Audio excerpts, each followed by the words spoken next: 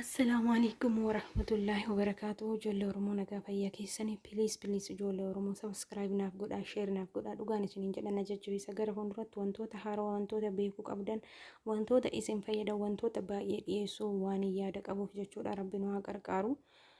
Kanaaf yuutuuba kiyya naaf jabeessaa, naaf daawwadhaa, viidiyoolee sheer naaf godhaa. Namootuma hundaafuu jechuudha, warra Oromoo hundaafuu. Warroota hidhaa Saudi Arabiyaa keessa jiran kanallee Rabbiin furmaata isaaniif godhee gara biyya isaanii nagaan haa galchu. Warroota biyyatti dararamaa jiran kanallee Rabbiin cinqii fi rakkoo keessaa isaan haa baasu jecha. Har'aa garuman qophii kiyya qabadhee dhiyaadhetti isinii deebi'aa jechuudha. Yoo tana waa'ee shaampoo isiniif himeen ture jechuudha.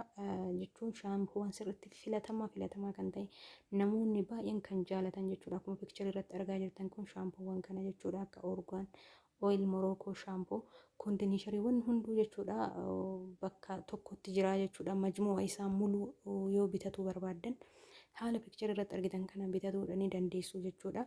Shaampoowwan kun Afrikaaf bichaadha jechuudha kan hojjetame. Isin immoo shaampoo kamiyyuu yoo fayyadamtan rifeensa keessan beekuu qabdu jechuudha. Rifeensi kiyya uumamaan qibaatii qabu moo qibaatii hin qabu, rifeensa kiyya maaltu barbaachisaa ka jedhu beekuu qabdanii jechuudha. Namoonni kooloojiinii jechuudha, shaampoowwan kooloojiinii irraa hojjetaman dhugaa baay'ee filatamaadha jechuudha. Kooloojiiniin akka qurxummii irraa hojjetama jechuudha. Wanti kooloojiinii ta'e hunduu wantoota shaampoo kooloojiinii osoo fayyadamtanii argaan kan osoo fayyadamtanii jechuudha. Shaampoo daa'imaa kana wanni isin dhiyeesseef Jaansonii kana jechuudha. Namoonni rifeensi keessan keemikaala qabu, fakkeenyaaf qalamii namoonni dibattan, namoonni paarmii dibattan jechuudha. Shaampoo kanaan osoo fayyadamtanii baay'ee gaariidha jechuudha. Haga qalamiin sun isinirraa badu jechuudha. Keemikaalli shaampoowwan kamiyyuu keemikaala ni qabaa jechuudha. Ni beektu kana. Isa kana jechuudha. Shaampoowwan kana baay'ee beautiful ta'anii jechuudha. Shaampoowwan jaalatamoo jechuudha namoota biratti. Isa kanniin gaafa Rabbii achiin nu ga'e itti fayyadamuun keenya hin oolu jechuudha. Shaampoowwan kanniin jechuudha baay'inaan namoonni fayyadamu, namoota jechuun maallaqa qaban, namoota beekumtii qabanii komantiiwwan jala deemtanii osoo ilaaltanii jechuudha. Googil irratti, yuutuub irratti namni irratti hin hojjetin hin jiru jechuudha. Waan tokko yoo fayyadamuu barbaaddan Googil irratti sarchii godhuun beekuu ni dandeessu jechuudha. Rifeensa keessan immoo jechuudha zim jettanii qibaatima dibuu obaasuu osoo hin ta'in waggaa waggaatti hagam dabalee kanallee addaan baaftanii beekuudha qabdu jechuudha. Rifeensi kiyya dheerataa jira moo akkanumaan qallabaa jira? Rifeensi kiyya dheerataa jira moo akkanumaan sooraa jira? Akkanumaan baasii kiyya baasaa jira kan jedhu beekuu qabdu. Waggaa har'aa kana dheerate waggaa dhufu hagam dheerataa kan jedhu kan osoo addaan baafattanii beeytanii baay'ee gaariidha jechuudha. Namoonni rifeensi isaanii bakka namoonni of eegan, namoonni qulqullina isaanii qulqullina ofii eeganii seeftii ofii eegan yeroo kamuu gammachuun jiraatu jechuudha. Kanaaf jecha yaa obboleewwan tiyya warreen sagalee dhagaa jirtan hundi keessanuu jechuudha of haa eegnu, waan kennaa jechuudha of haa tiksinu, of haa ankabaakabnuun isiniin jedha.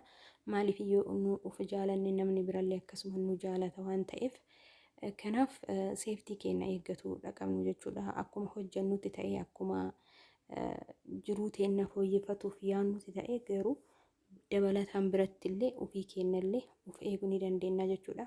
Shaampoowwan kana ordarii yoo godhachuu barbaaddan nuuni irra ni jira jechuudha. Yoo argaa jiraattan kaampaanii nuuni irra ordarii godhachuu ni dandeessu jechuudha. Kunillee jechuudha shaampoo baay'ee jaallatamaadha.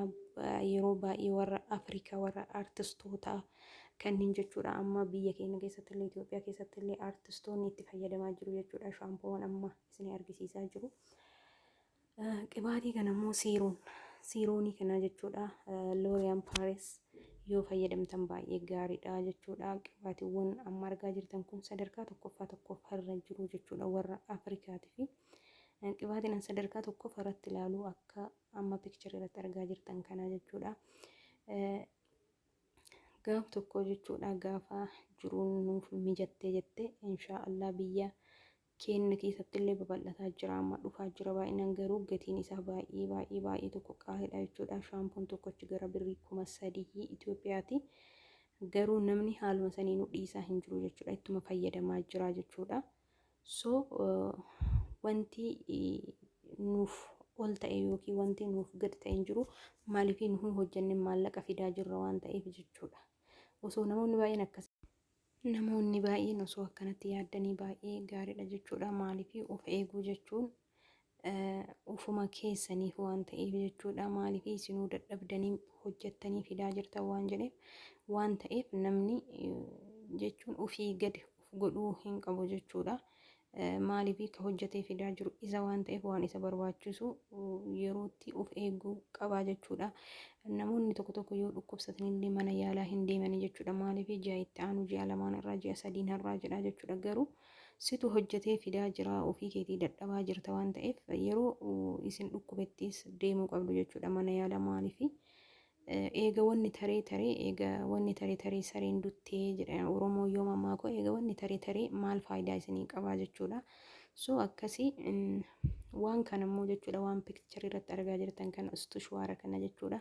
Dhugaa ustushuwaara baay'ee bareedaa tokko jechuudha. Namni ustushuwaara kanallee ordarii godhatu yoo barbaade koodiin ni jira jechuudha. Koodii tokko yeroo jalqaba dhufu doolaara 300 ture amma garuu baay'ee qannasee jira.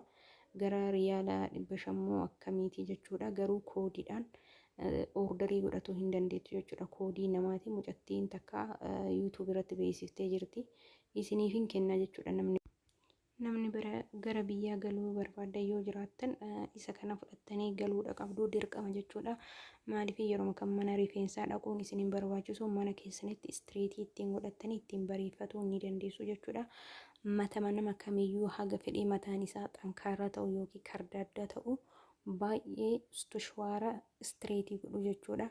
Iyyoodha yookiin jechuudhaan sagaleedhaan gurra keessanis isin hin dhukkubsu sagalee hin qabu. Just istireetima bichaa godhaa jechuudha. Hiriyoottan tiyyaa kabajamtoota tiyyaa sheer naaf godhaa sabiskiraayib naaf godhaa galatoomaan isiniin jedha. Horaa buraa Oromoo umrii dheeradha.